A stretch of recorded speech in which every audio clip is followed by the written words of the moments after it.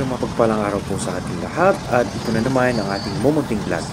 At ngayon, samahan niyo ako para pasyalin natin ang Barangay Kayapa, Bacol, Benguet para sa Outreach and Feeding Program sa Kadsi Amoy Elementary School.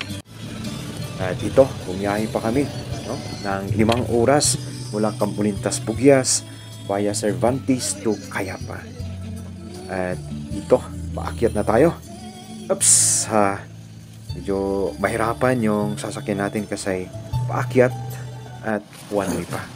Sa wakas, andito na tayo sa area kung saan tayo mag-outreach. Ito yung handa ng mga teacher and parents dito sa Kadsi Amoy Elementary School.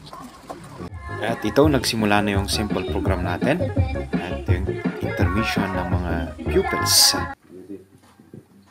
So, is nalilit ako kasi naman awan mo tip dito guys. So, that is our mandate actually. Considering nga jay bingkit kat awan ti active na. At ito na, distribution of gift giving sa mga pupils natin. At habang dinidistribute, ito naman si Buddy ay ginugupitan yung mga may mahahabang buhok. At hindi mawawala itong pag-games ni Ma'am.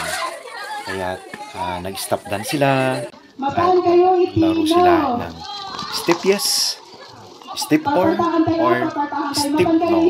Ayan, so ito, nag-enjoy yung mga pupils. At nakita natin, ramdam natin na talagang masaya sila. At dahil napagod, nag-enjoy, syempre, nagutom. Kaya ito, kainan time na. At hindi mawawala ang spaghetti and fried chicken. Ayan. I'd like to, in behalf of the parents, the teachers, the learners of the Kadsi Amoy Elementary School, we would like to extend our utmost gratitude and appreciation for reaching out Kadsi Amoy learners, including the parents. Thank you so much, sir, for your time, for the effort that you have. Sa aming mga partners and donors, maraming salamat po sa inyo. Sana ay pagpalain pa kayo ng ating Panginoon para marami pa tayong tutulungan. God bless po sa ating lahat.